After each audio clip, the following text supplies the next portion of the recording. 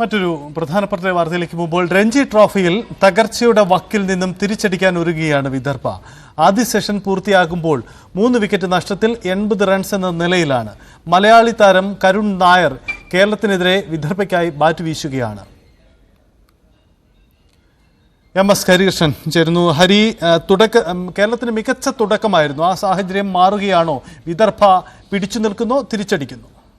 തീർച്ചയായും സജിത്ത്, കാരണം ഒരു റണ്ണ് പോലും എടുക്കാതെ വിദർഭയുടെ ആദ്യ വിക്കറ്റ് വീഴുന്നൊരു സാഹചര്യം ഉണ്ടാവുകയും ചെയ്തു. പിന്നാലെ ഇപ്പോൾ ഡാനിഷ് മലീവറും കരുൺ നായർ, മലയാളി താരം കരുൺ നായരും കൂടി ചേർന്ന് നടത്തുന്ന ഒരു ചെറുത്തുനിൽപ്പാണ് വിദർഭയെ ആദ്യ സെഷൻ പൂർത്തിയാകുമ്പോഴേക്കും 81 റൺസ് എന്ന നിലയിൽ 3 വിക്കറ്റ് നഷ്ടത്തിലേക്ക് കാര്യങ്ങൾ നീങ്ങുകയും ചെയ്തത്. വിദർഭയെ സംബന്ധിച്ചിടത്തോളം ഈ ഒരു ഫൈനൽ അവരുടെ മണ്ണിൽ തന്നെ നടത്തുന്ന ഒരു ഫൈനൽ അവർക്ക് ജയിച്ചേ മതിയാവുക എന്നുള്ളതാണ്. പക്ഷേ കേരളത്തിന് ചരിത്രത്തിൽ ആദ്യമായി ഒരു രഞ്ജി ട്രോഫി ഫൈനൽ കളിക്കാൻ കിട്ടുന്ന ഒരു സാധ്യതയാണ്. അപ്പോൾ ആദ്യ സെഷൻ മനോഹരമായി തന്നെ കേരളം തുടങ്ങുകയും ചെയ്തു. പക്ഷേ 4ാം വിക്കറ്റ് കൂട്ടുകെട്ട് വിദർഭയെ തിരിച്ച് കളിയിലേക്ക് കൊണ്ടുവരികയാണോ എന്നുള്ള സൂചനകളാണ് നൽകുന്നത്. പ്രധാനമായും കരുൺ നായർ നമുക്കറിയാം ഒരു മലയാളി താരമാണ്. മലയാളി കണ്ടീഷൻസും മലയാളി താരങ്ങളെയും കൃത്യമായി അറിയാവുന്ന ഒരു പ്ലെയർ കൂടിയാണ്. അതുകൊണ്ട് തന്നെ കളിക്കളത്തിൽ ഇതിന് മുന്നേ നടത്തിയൊരു സംസാരം, മലയാളി താരങ്ങൾ ഫീൽഡിങ്ങിന് ഇറങ്ങുമ്പോൾ മലയാളത്തിൽ സംസാരിക്കാൻ പാടുപെടും, കാരണം നീക്കങ്ങൾ കരുൺ നായർക്ക് മനസ്സിലാകുമെന്നുള്ളതായിരുന്നു. പക്ഷേ അത് തമാശ രൂപേണ ക്യാപ്റ്റൻ സച്ചിൻ ബേബി പറഞ്ഞതാണെങ്കിൽ പോലും കളിയിലേക്ക് വന്നപ്പോഴേക്കും കാര്യങ്ങൾ അതുപോലെ ആകുന്നൊരു ഘട്ടത്തിലേക്കാണ് മാറുന്നത്. കരുൺ നായർ 24 റൺസോടെ പുറത്താകാതെ നിൽക്കുകയാണ്.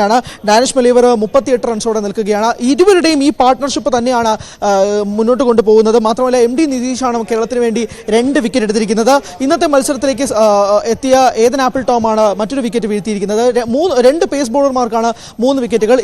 ഇന്നത്തെ മത്സരത്തിൽ കേരളം ഇറങ്ങിയതും 3 പേസ് ബോളർമാരുമായിട്ടാണ്. അപ്പോൾ കേരളം ഒരു വലിയ ചരിത്രത്തിലേക്ക് നീങ്ങുമ്പോഴേക്കും ഫൈനലിൽ ഒരു ഒറ്റ മാറ്റമാണ് അവർ മുന്നോട്ട് കൊണ്ടുവന്നത്. വരുൺ നയനാറിനെ മാറ്റിക്കൊണ്ടാണ് ഏതൻ ആപ്പിൾ ടോമിനെ കേരള ടീം കൊണ്ടുവന്നിരിക്കുന്നത്. പേസ് ബോളിംഗ് നിര ശക്തമാക്കുക, വിദർഭയ്ക്കെതിരെ പേസ് അറ്റാക്കുമായി തന്നെ മുന്നോട്ട് നീങ്ങുക എന്നുള്ള ഒറ്റ ലക്ഷ്യത്തോടു കൂടി കേരളം ടോസ് നേടി ബൗളിംഗ് തിരഞ്ഞെടുക്കുമ്പോൾ ആദ്യ സെഷൻ കേരളത്തിന്റെ കയ്യിൽ തന്നെയാണ്. ആദ്യ ദിനത്തിലെ ആദ്യ സെഷൻ കേരളത്തിന്റെ കയ്യിൽ തന്നെയാണ്.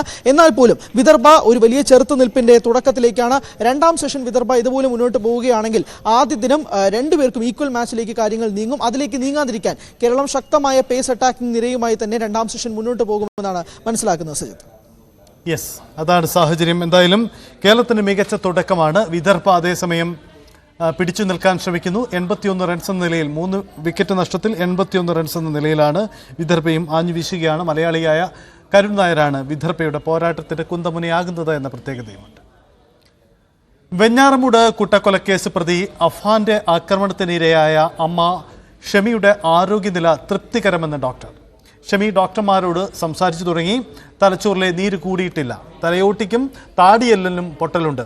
തലയിൽ മുറിവുകളും ഉണ്ടായിട്ടുണ്ട്. 48 മണിക്കൂറിന് ശേഷം വീണ്ടും സ്കാനിങ്ങിന് വിധേയനാക്കാനാണ് തീരുമാനം. ഷമീനയുടെ തലച്ചോറിന്റെ സ്കാൻ രാവിലെ എടുത്തിരുന്നു.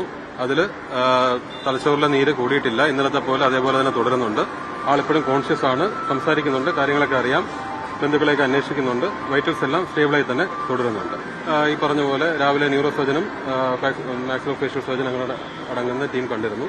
ഇനി ഇപ്പോഴത്തെ പ്ലാൻ എന്ന് വെച്ചാൽ ഇതേപോലെ കണ്ടിന്യൂ ചെയ്യുക, ക്രിട്ടിക്കൽ കെയർ യൂണിറ്റിൽ തന്നെ ഒബ്സർവേഷൻ കണ്ടിന്യൂ ചെയ്യുക.